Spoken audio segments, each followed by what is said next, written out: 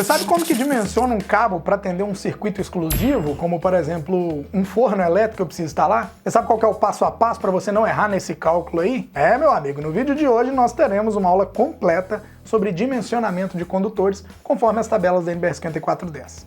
Então, se você ainda tem dúvidas sobre esse assunto, que é dimensionamento, fica ligado, porque eu vou te mostrar alguns detalhes importantes aqui.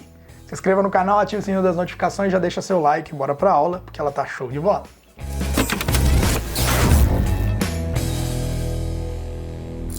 Antes de tudo, tá aparecendo aqui em cima um card contendo a reserva da sua vaga para a próxima turma especial do nosso curso mais avançado da área elétrica predial aí, o curso Viver de Projetos Elétricos aqui da Engerral. Esse mês nós estamos aí com uma condição especial diferenciada para você que está em busca de se tornar um projetista elétrico aí de alto nível. Inclusive, se você já é aluno do eletricista profissional, chora um desconto aí, chora uma bolsa. Clica no card, saiba mais aí, fala com a nossa equipe, tá bom? Vamos lá. Para dimensionar qualquer circuito, a gente precisa responder 5 perguntas simples e essas perguntas elas determinam o nosso passo a passo.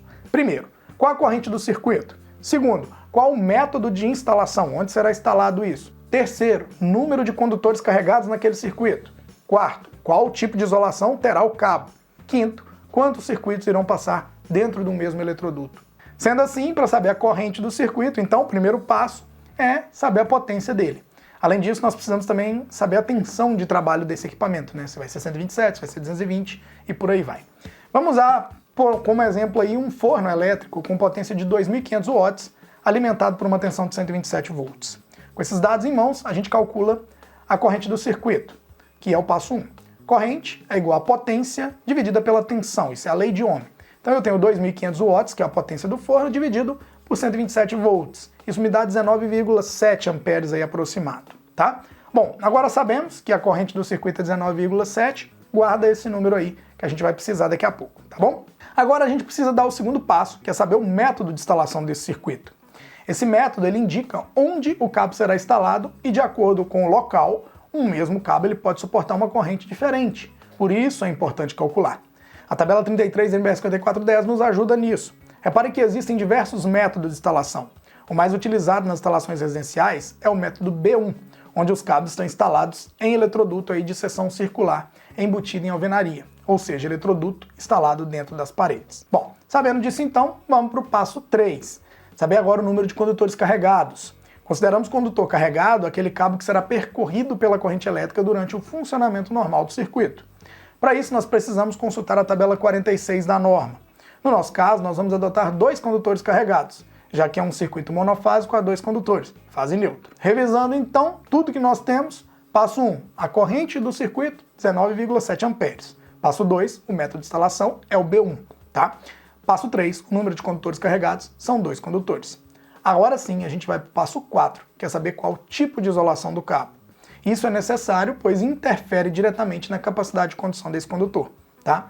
De forma geral, em instalações residenciais, a gente utiliza cabos com isolação em PVC 70 graus. Sendo assim, com todos esses dados em mãos, podemos definir a seção do cabo para atender esse forno.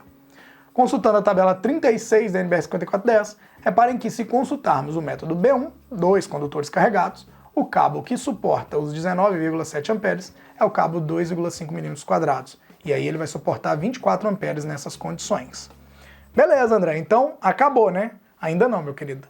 Lembra que eu falei que são 5 passos? Falta mais um. Então a gente precisa saber quantos circuitos irão passar junto com este circuito dentro do eletroduto. E aí nós vamos para o passo 5, que é o fator de agrupamento. Isso é muito importante, pois interfere diretamente na capacidade de condução do cabo. A tabela 42 da NBR 5410 ela nos apresenta os valores que devemos adotar para corrigir a corrente do circuito por causa do agrupamento.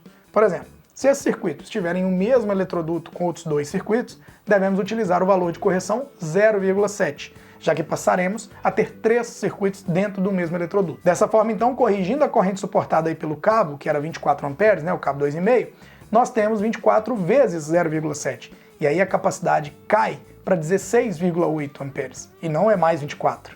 Então vejam que a corrente que o cabo irá suportar ela é menor do que a corrente que a gente calculou lá no circuito. A gente não precisava de 19,7 amperes?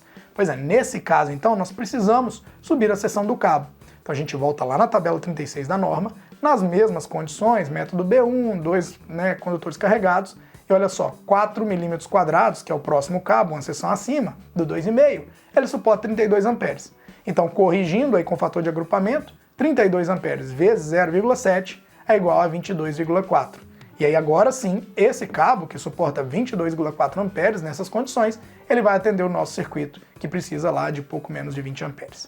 Então tá visto, gente, que um cabo 2,5, nessa situação aí, ele não ia suportar, ele pode sofrer com isso. Já um cabo 4 atende super bem, tá?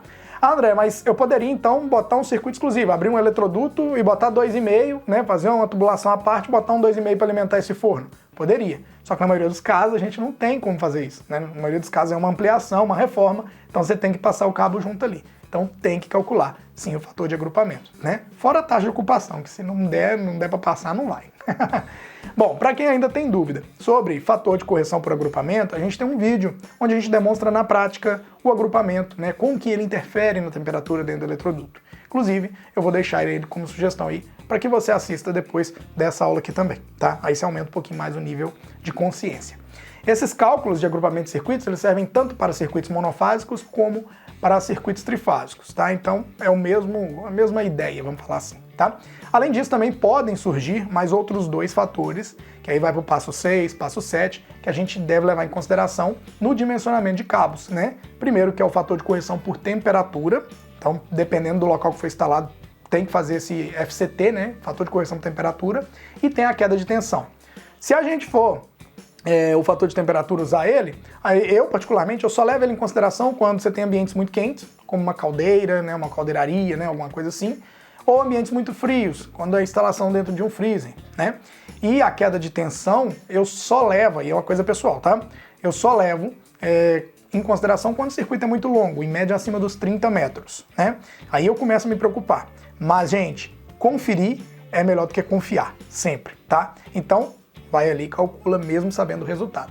Se você é projetista e já usa softwares para isso, é só conferir mesmo, porque o software já faz os cálculos pra gente, tá bom? Bom, tá visto então que não é só pegar uma tabelinha, né, e achar que a corrente do cabo está de acordo com a seção dele, e aí é botar o cabo lá. A gente precisa seguir os passos que a gente aprendeu aqui hoje para ter certeza de que dimensionamos corretamente aí cada condutor, tá? Eletricista que confia só nessas tabelinhas pode estar cometendo erros graves, e eu tenho um vídeo sobre esse assunto, tá? Agora me diz, o que você achou da aula de dimensionamento de hoje? Você também leva em conta todos esses dados no dimensionamento, ou teve alguma novidade para você aqui? Comenta pra gente aí, ó, eu também faço assim, André, ou não, aprendi todos os passos aqui agora com o Engeral. Agora eu aposto que você ficou com vontade de aprender essa parte de dimensionamento mais a fundo, né não?